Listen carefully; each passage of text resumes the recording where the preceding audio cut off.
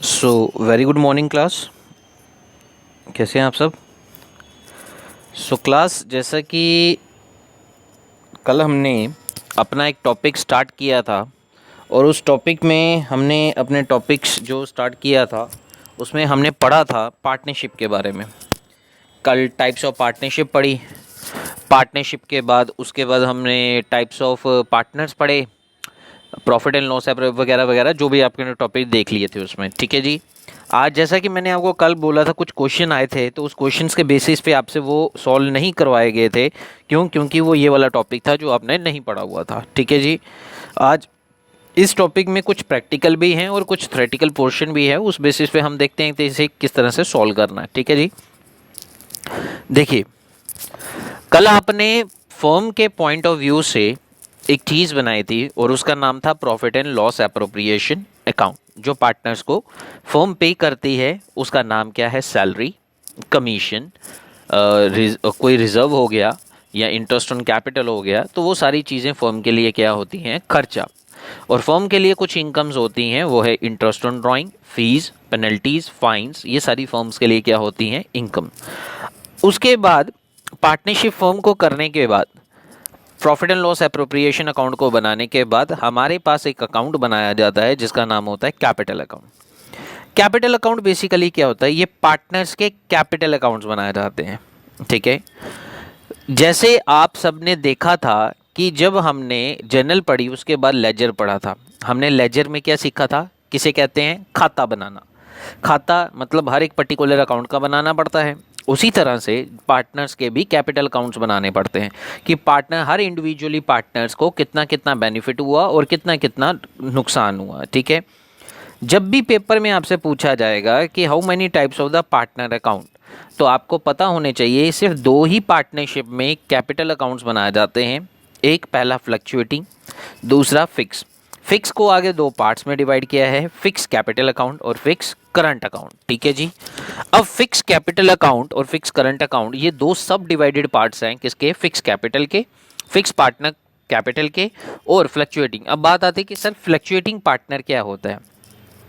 Fluctuating partner एक ऐसा partner capital account होता है जिसमें पार्टनर अपने पैसा लगाता है, फिर निकालता है, एडिशनल कैपिटल डालता है, फिर विड्रॉल करवाता है। उसे हम कहते हैं फ्लक्चुएटिंग, मतलब आता जाता रहता है। फिक्स में क्या है? जो परमानेंटली पैसा लगाता है, फिक्स लॉन्ग टर्म सम पर लॉन्ग टर्म के लिए, तो उसे हम क्या कहते हैं? Fix partner capital account.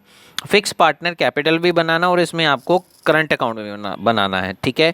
कहीं कभार पेपर में इसी के ऊपर क्वेश्चन पूछा जाता है कि फिक्स करंट अकाउंट, या इस तरह से पूछा जाता है current account is a part of fix capital या फ्लक्चुएटिंग कैपिटल। तो आपको पता होगा कि दोनों में से किसका पार्ट है। ठीक है जी। इसके बारे में पार्टनर्स में आपने सिर्फ यही बताना है कि दो तरह के अकाउंट्स बनाए जाते हैं। अब देखिए, पार्टनरशिप को करना है, कुछ राइट्स और कुछ ड्यूटीज़ आ जाती हैं। राइट्स एंड ड्यूटीज़ का क्या क्या मतलब होता है कि किस पार्टनर का क्या क्या हक होता है। ठीक है जी। सबसे पहले right to take part in the management. आप किसी पार्टनर्स को उसकी मीटिंग के दौरान उसे रोक नहीं सकते, वो भी उसके पास राइट होता है।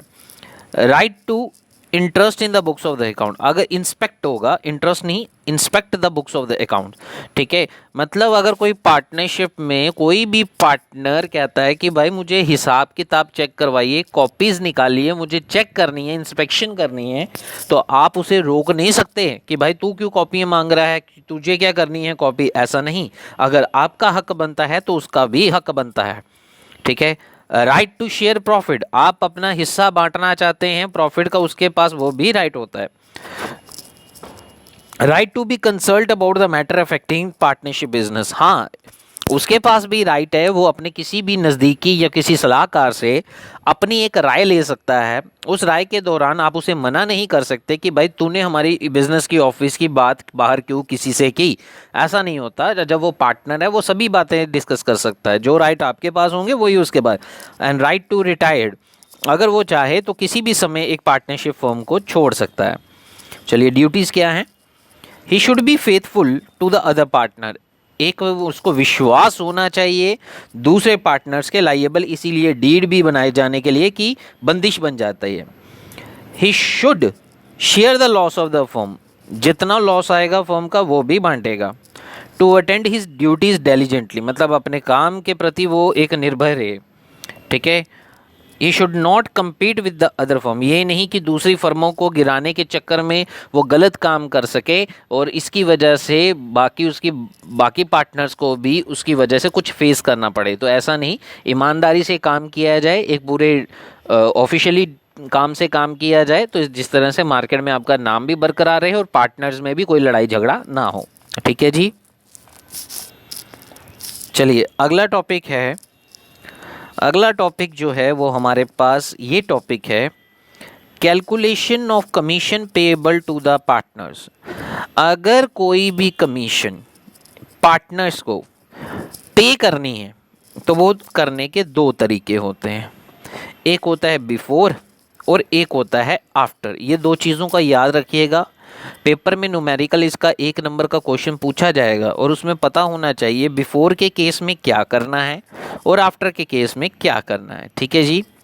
कहता है अगर बिफोर का केस हुआ और लिखा गया है commission on the net profit before charging commission, commission on the net profit after charging commission.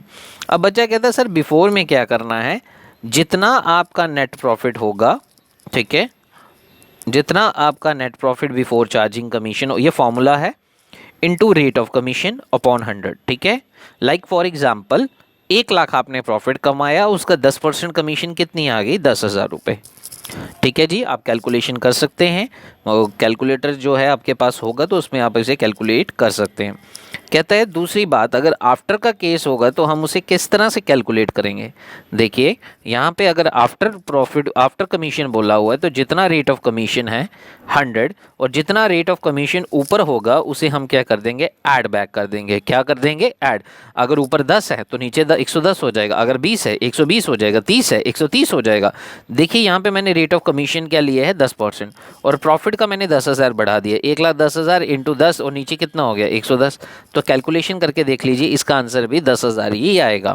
ये होता है बिफोर एंड आफ्टर। बिफोर वाले केस में क्या होता है कि आपको नीचे ऐड बैक नहीं करना, बट आपको उसके रिगार्डिंग जो आफ्टर वाला केस है उसमें ज़रूर ऐड बैक करना है जी। ठीक है जी। चलिए अब हमारे पास सबसे इम्पोर्टेंट टॉपिक और जिसके ऊपर हमारे क्वेश्चंस आते हैं पेपर में, मल्टीपल चॉइस क्वेश्चन में बड़ी तरह से पूछे जाते हैं और ये सारे केसेस हैं, टोटल कुल मिला के आप लगा लीजिए, मैंने इसके कोई 12 केस बनाए गए हुए हैं। हर केस के पोर्शन में आप देखिए ध्यान से, हर एक लेवल रो में उसे क्या किया गया है, 4, अगर कॉलम्स की बात की जाए तो कॉलम्स में उसने 4 डिवाइड किया गया हुआ है, 1 2 3 4, 4 हिस्सों में कॉलम बनाए गए हैं। तो हर एक रो के अकॉर्डिंग तो 4 इंटू 3 कर लीजिए, आपके 12 केस बनते हैं। अब 12 में से कौन सा मल्टीपल चॉइस क्वेश्चन में वो डाल देता है, आपको ये ध्यान रखना है। बट कंडीशंस हैं इसके लिए, ये क्या है कंडीशंस। और ये टॉपिक है आपका किसका, इंटरेस्ट ऑन ड्राइंग्स का। अगर कोई भी पार्टनर पैसा विड्रॉ करवाता है और उस पैसे को किस कंडीशंस के अकॉर्डिंग विड्रॉ करवा रहा है और किस किस टाइम पीरियड के अकॉर्डिंग करवा रहा है, रेट ऑफ इंटरेस्ट क्वेश्चन में आपको गिवन होगा। वैसा तो आप जानते हैं कि जब पार्टनरशिप डीड ना हो तो इंटरेस्ट ऑन ड्राइंग नहीं मिलता, इंटरेस्ट ऑन ड्राइंग नहीं मिलता। ठीक है। तो बट अगर मिलता है तो पार्टनर किस तरह से पैसा विड्रॉ करवाते हैं वो चीज़ों को समझना बारीकियों में बहुत ज़्यादा ज़रूरी है। अब देखिए हम बात करेंगे इंटरेस्ट ऑन ड्राइंग की। ठीक है। इंटरेस्ट ऑन ड्राइंग फॉर्म के लिए क्या है, एक इनकम है, इनकम मानी जाती है। पार्टनर जब भी पैसा विड्रॉ करवाता है वो 3 बेसिस पे करवाता है, इन द बिगिनिंग में, इन द मिडल में और इन द एंडिंग में। बिगिनिंग में हो जाएगा 1st, मिडल में हो जाएगा 15th और एंडिंग में हो जाएगा 30th। ये 3 कंडीशन समझ आ गई। ये 3 एग्जाम्पलें हैं, पहली डेटों में, बीच की डेटों में और आखिरी डेटों में। अब बात आ गई सर, ये तो समझ आ गया, आगे क्या कंडीशंस हैं। देखिए monthly withdraw, quarterly withdraw. Quarterly आप जानते हैं साल में 12 महीने होते हैं, 3-3 महीने का क्वार्टर है, तो टोटल क्वार्टर कितने आ जाएंगे आपके, 4। ठीक है जी। एक ये आ गया, मंथली आ गया, क्वार्टरली आ गया, उसके बाद आपका आ गया हाफ ईयरली, मतलब 12 महीने हैं, 2 से सर कैंसिल कर लीजिए, 6 महीने का हिसाब आ जाएगा। ठीक है जी।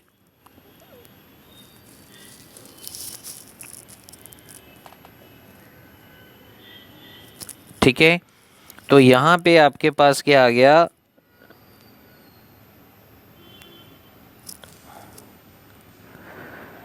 यहाँ पे उसके पास आपके पास आ जाएगा मंथली ड्राइंग फॉर 6 मंथ। और यहाँ पे आप एक काम कीजिए,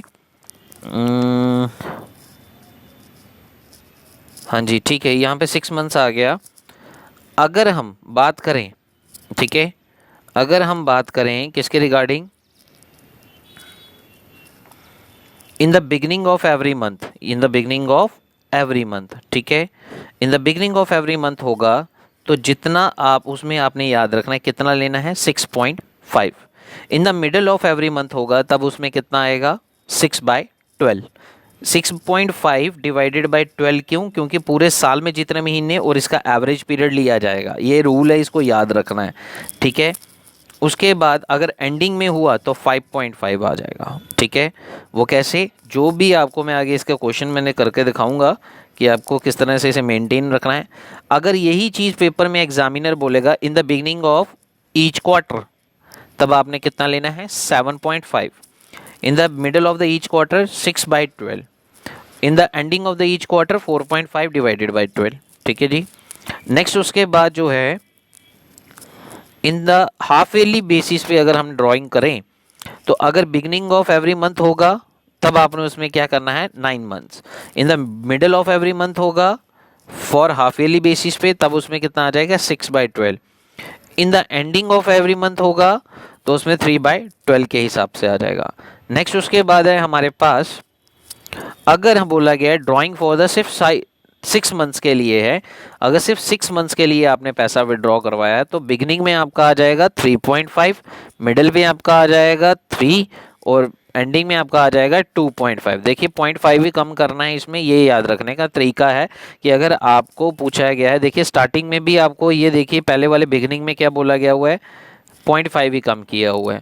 तो जब भी आपको ये देखना है कि अगर इंटरेस्ट ऑन ड्राइंग का टॉपिक है और इंटरेस्ट ऑन ड्राइंग के टॉपिक में पहले कंडीशन सबसे पहले ये पढ़ के रखनी है कि उसने बिगिनिंग पूछा है, मिडिल पूछा है या एंडिंग पूछा है। उसके बाद आपने ये क्वेश्चन उठाना है कि वो मंथली था, क्वार्टरली था, हाफ ईयरली था, किस तरह से वो डाटा पूछा गया हुआ है वो आपको याद रखना है। पॉइंट क्लियर हुआ, ठीक है जी। तो ये था आपका इंटरेस्ट ऑन ड्राइंग का क्वेश्चन। अब आगे हम देखते हैं कि इंटरेस्ट ऑन ड्राइंग के बेसिस पे हमें किस तरह का क्वेश्चन जो है वो पेपर में एग्जाम में पूछा जाएगा, ठीक है। यहाँ पे क्वेश्चन एक दिया हुआ है, mister x withdraw 1000 per month in the beginning of every month. यहाँ पे क्या लिखा हुआ है, in the beginning of every month. Rate of interest कितना था 10%, ठीक है। Calculate the interest on the drawing amount. अब हमने इंटरेस्ट ऑन ड्राइंग का अमाउंट जो है वो कैलकुलेट करना है। सबसे पहले टोटल अमाउंट ऑफ ड्राइंग जितना आपको दिया गया होगा, इसका फॉर्मूला है निकालने के लिए। उसके बाद rate of interest into beginning में आप जानते हैं हम कितना लगाते हैं 6.5 डिवाइडेड बाई 12। अब बात आती है sir total amount of drawing कितना हुआ। देखिए आपको बोला गया है 1000 रुपया एक महीने का, तो 12 महीने का कितना हुआ 12,000 रुपये हुआ नहीं, ठीक है। ये देखिए 12,000 रुपये लिखा है। रेट ऑफ इंटरेस्ट आपको कितना दिया हुआ है, क्वेश्चन में गिवन है 10% और बिगिनिंग ऑफ एवरी मंथ हो तो कितना आता है 6.5 डिवाइडेड बाई 12। तो 12,000 रुपया आपका क्या हो गया, एक पूरे साल का पैसा। रेट ऑफ इंटरेस्ट कितना हो गया 10/10% है और इंटू 6.5 डिवाइडेड बाई 12। आप कैलकुलेशन करके देख लीजिएगा, अमाउंट 650 आएगा। और ये इंटरेस्ट ऑन ड्राइंग का जो है वो हर एक केस में आपको इसी तरह से बनाना है कि ताकि आपको जो पेपर में क्वेश्चन आएगा वो सॉल्व इंटरेस्ट ऑन ड्राइंग का अमाउंट इसी बेसिस पे निकलेगा जब उसमें आप नंबर ऑफ मंथ्स को काउंट करेंगे, ठीक है जी। नेक्स्ट उसके बाद देखिए, नेक्स्ट उसके बाद दिया था मिस्टर एक्स ने विड्रॉ किया है 3,000 रुपये पर quarter in the ending of the each quarter. Rate of interest जो था वो कितना था 5%, ठीक है। मैंने आपको क्वार्टर पीछे बताए कितने होते हैं 4, एक क्वार्टर में कितना विड्रॉ करवा रहा है 3,000, तो ये देखिए 3 × 4 किया तो टोटल कितना विड्रॉ करवाया 12,000 पूरे साल का विड्रॉ करवाया। अब 12,000 रुपया पूरे साल का था, रेट ऑफ इंटरेस्ट 5% है और एंडिंग ऑफ ईच क्वार्टर में कितना आता है 4.5 डिवाइडेड बाई 12। कितना आ जाएगा, 12,000 रुपये पूरे साल का था, और कैसे, क्वार्टरली बेसिस पे, और रेट ऑफ इंटरेस्ट 5/10 100, और इस पे कितना आ जाएगा आपका कितना आ जाएगा 4.5 डिवाइडेड बाई 12। तो 4.5 डिवाइडेड बाई 12 इस बेसिस पे आया कि जो आपका इंटरेस्ट ऑन ड्राइंग था उसे कैलकुलेट करने के लिए, क्योंकि कंडीशन क्या लिखी हुई थी क्वेश्चन में, इन द एंडिंग ऑफ, किस महीने के दौरान था, एंडिंग ऑफ ईच क्वार्टर। तो ईच क्वार्टर में आप फॉर्मेट में पीछे देख लीजिएगा, वो मैं आपको एक बार फिर दिखा देता हूँ पीछे स्क्रीन पे, क्योंकि क्वेश्चन में पूछा था in the ending of each quarter, quarterly ये बेसिस आ गया, एंडिंग में कितना मंथ्स काउंट किए, अगर ये बिगिनिंग होता तो 7 पॉइंट, अगर ये मिडल होता तो 6/12 आता। ठीक है जी। अब उसके बाद हमें पूछा गया था क्वेश्चन में, नेक्स्ट क्वेश्चन है, एक और क्वेश्चन दिया गया हुआ है, कहता है कि एक्स और वाई दो पार्टनर्स हैं, shared profit and losses in the ratio of 1:1। इस क्वेश्चन को बड़ा ध्यान से, बड़े तरीके से समझिएगा कि मैंने इसमें क्वेश्चन में क्या क्या पूछा है। क्वेश्चन मैं दोबारा से रिपीट कर देता हूँ। एक्स और वाई दो पार्टनर्स थे, शेयर करते हैं प्रॉफिट और loss in the ratio of 1:1। 1:1 का मतलब क्या है, 1/2 और 1/2, मतलब दोनों को 50-50% मिलेगा। कहता है उसके बाद X is entitle to a salary 3,000 per month, एक महीने का 3,000, तो 12 महीने की पूरी सैलरी कितनी हो जाएगी, 36,000 रुपये पूरे साल की। ठीक है। बिफोर, आगे क्वेश्चन में क्या बोला हुआ है, बिफोर, आगे क्वेश्चन में क्या बोला हुआ है, बिफोर चार्जिंग एनी कमीशन, किसी भी कमीशन को चार्ज करने से पहले। अब आप ये जानते हैं ये कौन सा टॉपिक आ गया, बिफोर एंड आफ्टर का। कहता है एनुअल सेल्स आपके पास कितनी थी, 2 लाख रुपए की, और एक्स जो था वो एंटाइटल करता था कमीशन के लिए 10% ऑन द टर्नओवर बेसिस पे। Calculate the amount of the commission, prepare profit and the loss appropriation account. ठीक है। कहता है कि आपने कमीशन की कैलकुलेशन करनी है और प्रिपेयर करना है profit and the loss appropriation account. चलिए आगे देखते हैं क्या बनाया गया हुआ है। ठीक है। यहाँ पे देखिए आपको दिया गया था क्वेश्चन में प्रॉफिट, मैंने ये 5 लाख की खुद फिगर ली हुई है कि एक एजम्पशन बेसिस पे कि आपको 5 लाख का प्रॉफिट दिया हुआ है। ठीक है जी। उसके बाद देखिए आपको क्वेश्चन में क्या दिया हुआ है, सैलरी कैसे एक्स को मिली थी 3,000, और 12 महीने के हिसाब से कितनी हो गई, 36,000 रुपये। उसके बाद कमीशन किसके ऊपर बोली थी, सेल्स के ऊपर, और सेल्स आपकी कितनी थी, 2 लाख, 2 लाख का कितना परसेंट कमीशन देना था, 10%, और कितना हो गया, 20,000। अब उसके बाद हमारे पास जो हो गया यहाँ पे 5 लाख में से आपने क्या करना है, 5 लाख में से आपने 36,000 को माइनस कर देना है, 20,000 को माइनस कर देना है, और उसके बाद जो प्रॉफिट बच गया वो आपका बच गया कितना, 4,44,000। और इसे इक्वली बांट रहे हैं क्योंकि पीछे आपने देखा था दोनों को बराबर हिस्सा मिलेगा, क्योंकि क्वेश्चन में कंडीशन रेशो की बोली गई हुई थी। तो ये जो कंडीशन यहाँ पे लिखी है ये टाइपिंग एरर हो गया है, ये net profit transfer to partner capital है, यहाँ पे लिख लीजिएगा net profit transfer to partners capital. तो पार्टनर कैपिटल में आपका प्रॉफिट कितना गया, 2,24,000 एक्स को मिला और 2,24,000 वाई को मिला। तो ये पार्टनर की प्रॉफिट शेयरिंग प्रॉफिट रेशियो में इसे बांटा गया, ये प्रॉफिट एंड लॉस एप्रोप्रिएशन का अकाउंट बनाया गया। प्रॉफिट एंड लॉस एप्रोप्रिएशन का अकाउंट इसी तरह से बनाया जाता है, इनको प्रिपरेशन इसी तरह से होती है। ये देखिए सैलरी, कमीशन, ये फर्म का सारा खर्चा था। ठीक है। वो जो प्रॉफिट की कंडीशंस होती हैं वो यहाँ पर आती हैं, जिन बेसिस पे पार्टनर्स को चीज़ों को बांटा जाता है। तो यही हमारा एक टॉपिक था आज का। कुछ मैंने आपको थ्योरेटिकल के बारे में भी, उसके आगे जो कंडीशंस रहती थी, और उसके बाद प्रैक्टिकल क्वेश्चंस के बारे में भी मैंने आप जो आपके साथ थोड़ी सी एग्जांपल्स डिस्कस की। ठीक है। तो ये इसी तरह से आपको पेपर में इनके आंसर्स निकालने हैं। एक बार मैं दोबारा स्क्रीन पर आपको लेकर जाता हूँ।